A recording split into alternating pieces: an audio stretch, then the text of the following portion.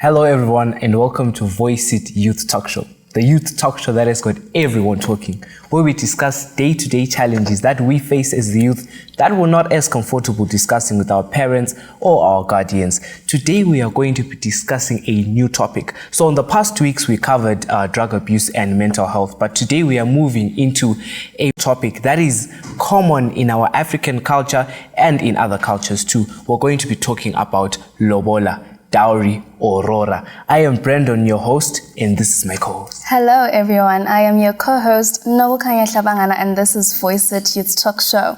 So joining us today is Pastor Ncegum Simanga, who is from Blair East District, and he's going to be assisting us into delving deeper into what Lobola really is, and he's going to assist us as well into knowing the biblical aspects of Lobola. We welcome you, Pastor. Thank you very much. Want to welcome the viewers and have a good day. So, Pastor, what exactly is Lobola or Rora? Let me first of all tell you what it is not. Okay. And then I'll come back to what it is. Many people would say it's a bride price. Okay. So that carries a connotation of buying. But that's not what it is.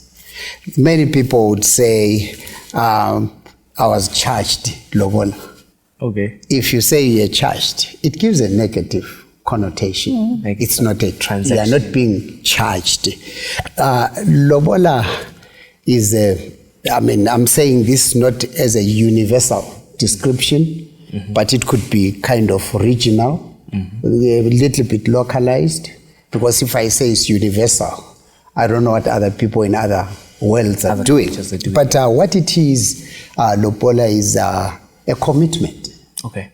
You are getting married to somebody's daughter, and then the parents, before they hand over their daughter, they really want to see, are you committed?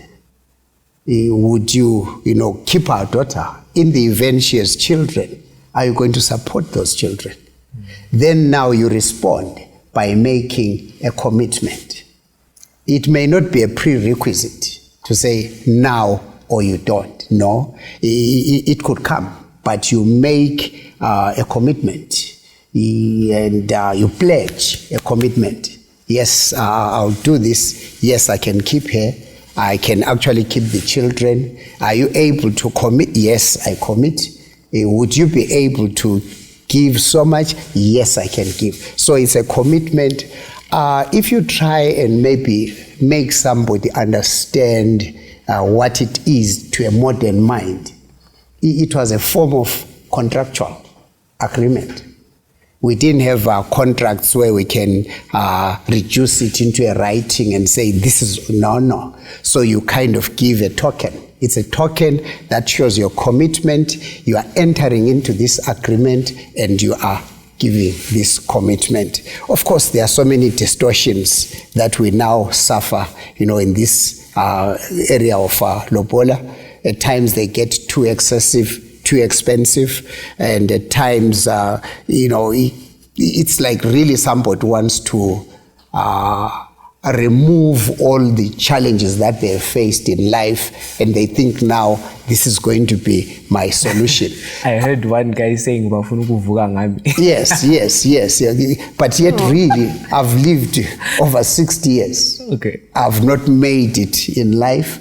Come meet a young person like yourself, you are coming for my daughter. Then I say, finally.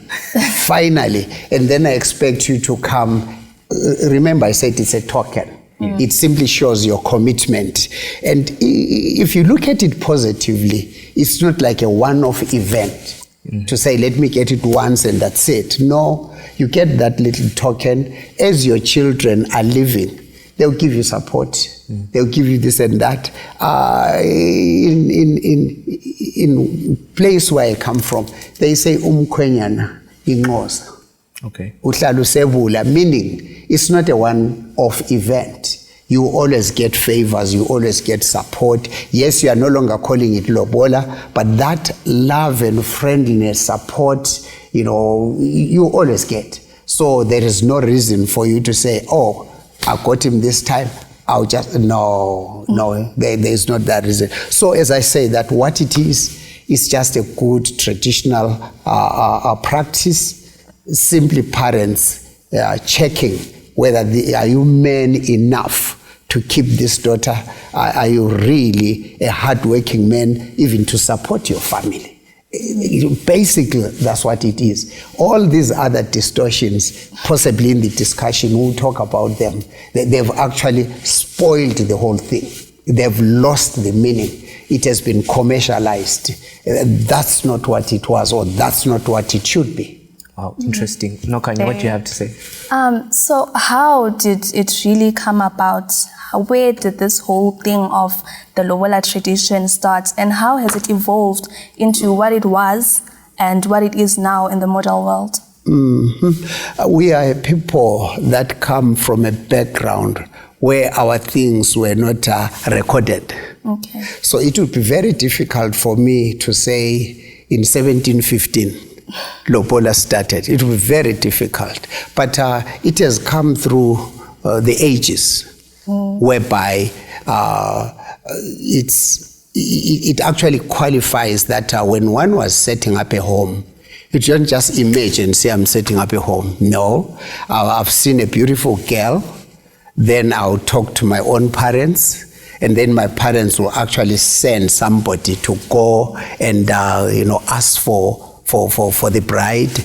And then if they are not interested, you are not really a people whom they can give the marriage to their daughter, they will simply say no. So parents will be involved. In other words, the bride cannot just stand up and say, oh, you're getting married to me, give me so much, or give my parents so much. No, there's a process. The men's side would approach the lady's side, they request, and then they agree and say, okay, for you to marry our daughter, would you be strong enough? Are you a people really that are worthy getting this daughter? Can you make a commitment?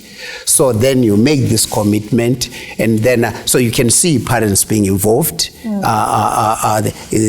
bride's parents are saying, okay, you give us so much, and then they would ask. Traditionally, it would be in form of cattle. Then later on, when money started coming in, then those cattle can be translated into money, and there would be a standard number of cattle. And not billions, not hundreds. It could be maybe 8, 6, depending. And also they would reflect if a girl has had a child before. Okay. Then they would say, okay, instead of maybe asking what a bride who hasn't had children, that one would have maybe about 8 cows. And then the one that has had children, they will say, okay, give us 4, give us 6. And as I said before, that it would not be a prerequisite and say, go look for it, and then no. And they would, and also if no children, if the couple has no children, it would be worrisome to the parents of the bride, because it's not really, we are not concentrating on the daughter only. That's why I said, look, we're checking, are you strong enough to keep our daughter? In the event she has children, are you able to support them? So that all that is put into the whole thing. But then, as I said, with this distortion, it has simply changed. Anyone now wakes up and they ask for whatever they want. So what are some of, based on the way that Lobola is seen right now in today's community, among the youth and the adults, what are some of the dangers? First of all, can you tell us some of the malpractices that are happening now? Some of the wrong practices that we term as wrong according to this topic. And also, what are the dangers that they bring? I did allude that it has been commercialized. Traditionally, they would have said just maybe cattle. You just have one thing to concentrate on, which is Lobola. But this time it is accompanied by so many things. Groceries. Yeah, groceries. You buy us clothes, a suit and a matching tie, a shirt, socks, and one other family. They were church going. They even charged for a Bible and a hymn book. All people now are using it as a chance to get all what we didn't have. By the time these children get married, they are like stripped to the last, and they have nothing to start off with. You may think you are really, showing that you love your daughter, but your daughter now goes into poverty. You get to a man who has been stripped of everything. To me, that's not fair. I wouldn't want to be rich at the expense of my daughter being poor. I wouldn't want. So in the aspect of it being negative, maybe on the groom side, umkwenyana, umkwasha, how about on the girl side? How has it affected the girls with the way that we as a youth today see Lobola? What are some of the dangers? How is it dangerous to the girl child with the way we have been practicing it, maybe? That's right. Now, your daughter is now moving to people who are kind of uncomfortable. I didn't want to say angry, but they're uncomfortable. Your father has become so rich because it's you. So you are coming to people who are now not really as friendly, because it was no longer a token. It was more of a fine. It was more of a charge. So really, you are moving to people who are not. And also the young man who is getting married to this young girl feels your parents really. He has this anger, this animosity. If your parents really loved me or liked me, they wouldn't have done this. So you are meeting someone, the family is not really comfortable or angry. You are getting to this guy also who feels very poor. It's like now you have to kind of work to compensate what your parents get. Especially that. To me, I find it very unfair, very uncomfortable. I sympathize with young people who find themselves in this difficult thing. And what does she do? That's why many young people now, they will just walk away and do it out. And just do what they want, because things have been made too tough for them. On that note, how do financial constraints affect the ability of young couples to adhere to traditional Lobola customs? Let's talk about the economy. If you ask me right now to give you $1,000, well, the economy doesn't support that kind of thinking. I go and sell my cattle, each one will be about 200. How many do I sell to raise that? So financially, the situation doesn't favor young people at all. And also this spirit of being greedy, wanting it at all cost, it does also have a negative impact of young people. Then at the end of the day, the guys can't get married or can't come the right way. The girls now are confined. They can't go. So that's why now they end up really not liking the whole thing and even end up living without anyone's permission. Right. Thank you so much for watching. That was our introduction to the Lobola topic. This is a foundation that we have set. Stay tuned as we get into the legal aspect on our next segment, where we talk about the legal side of Lobola and how the laws and that we have to abide to when it comes to Lobola in our country. Thank you so much.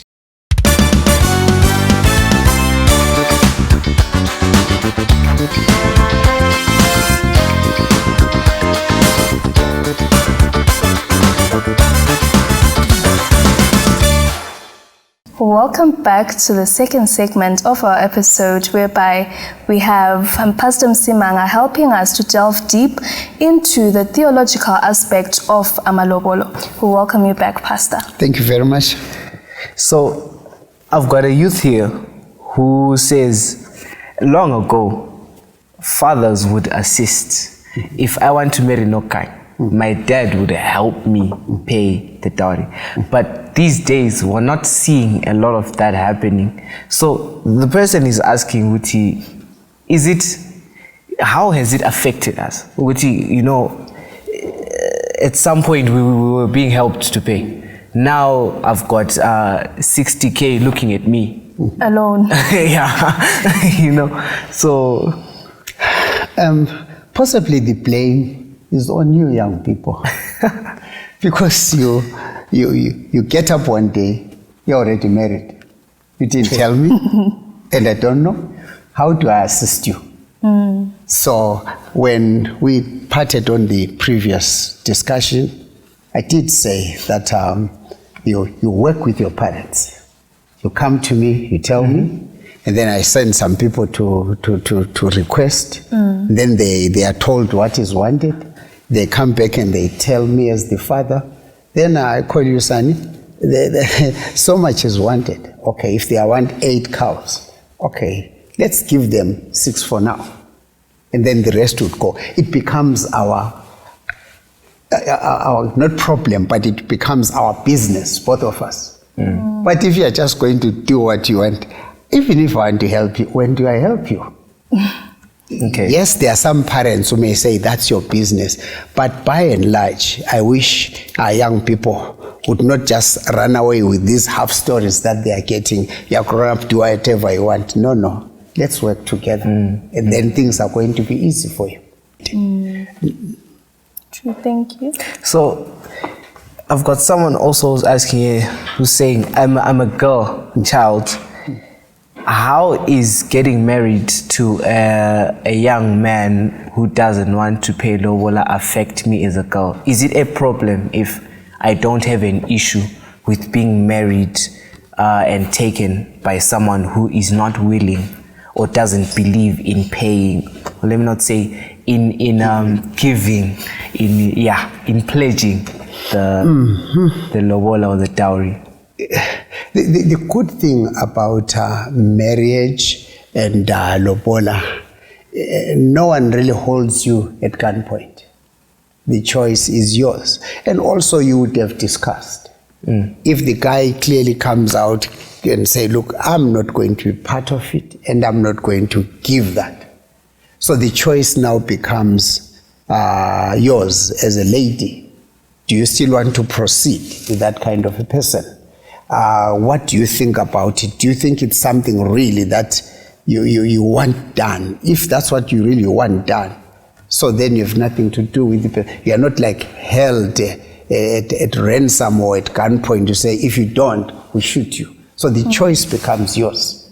And also the guy who would stand and say, I'll never do it. They should have known they're getting married to a family that will request for that. So you can't turn around now and be unreasonable and say, I don't want to. So all those things, they have to be considered. If you're not going to pay, find someone where someone will say, on our side, it's not a requirement.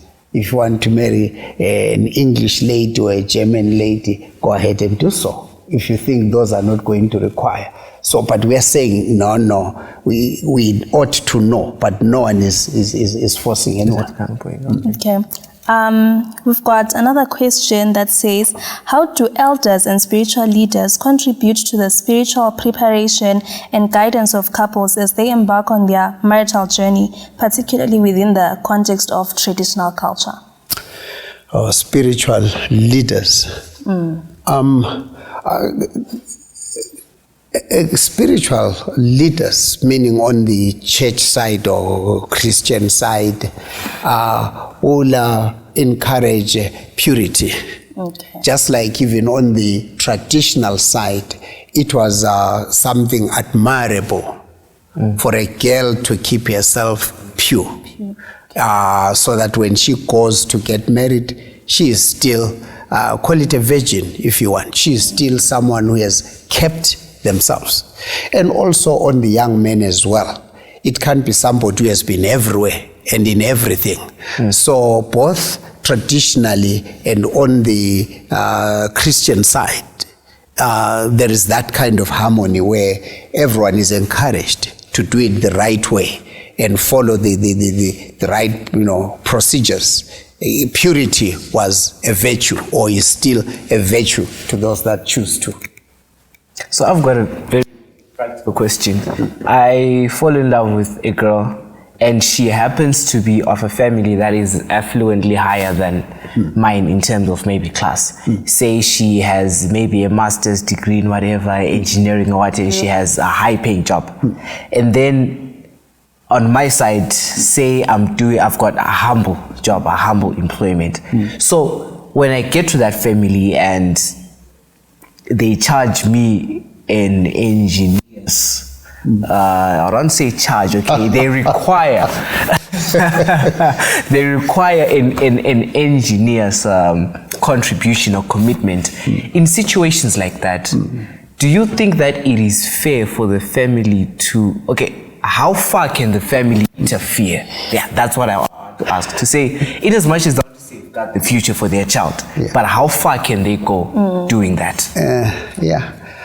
When you go to buy shoes, you know the size of shoe that you buy. It doesn't help you. You are wearing size 2, you go and buy size 11. Yes, parents would really call for what is their expectation. You are getting married to this person of this caliber. Are you able to support her? Are you able to keep her? If we go back to that commitment and contractual, we are simply saying, so if they are going to ask for an engineer's size of Lobola, because that's what they are saying, are you going to really support this one? Surely, if that's beyond what you can, why go for the mountain if you have no means to The heart climb? wants what it wants. Yes. Love there's no money in it. No, because look, yes, there's no money in it, but face it now, when we are 2 of you. This young lady was used to a 5-course meal.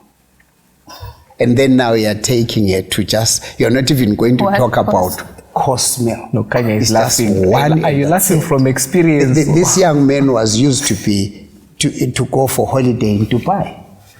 And then you can't even go to Matopo Hill, 10 kilometers out of the city. So it's that kind of a thing. This lady now says, okay, we are going shopping. She is used to shop in London. And then you take her to Kotama. You know, Kotama is a flea market. You know, so it's all those things that when you are up in love, you think no, love will just cover everything. Wait until you go for practicals. She's used to driving. And then you are now going to say, no, we're going to walk. All those things, they will follow you. They will catch up with you. So basically, when you are looking, you should look for someone of the same standard as you. Actually, in Shona, there's a statement that people use. Anzitana dzauno shikira. Kana ozifigela.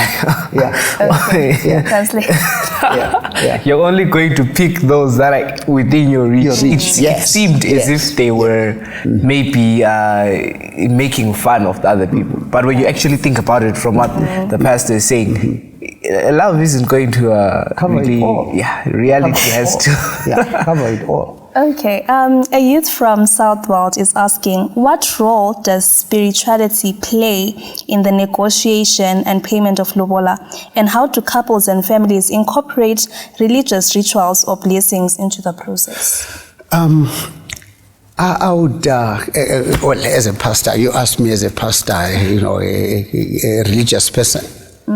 I would appeal for my young people not to be subjected to greediness. I have a church member whose daughter is getting married, and they are asking for an arm and a leg. I would negotiate, I would even plead and say, please, can you be reasonable? Can't you really lower it down? Because surely, how does it help for a parent to block marriage of their daughter because they want to be rich overnight? I would really encourage and say, yes, it's a token, it's a good culture, but let it be still as reasonable as it was intended. Culturally, it was never meant to be a jackpot where you really want to hit a gold mine. It was never. So I would still appeal and say, look, for our young people to have a future, let's be fair.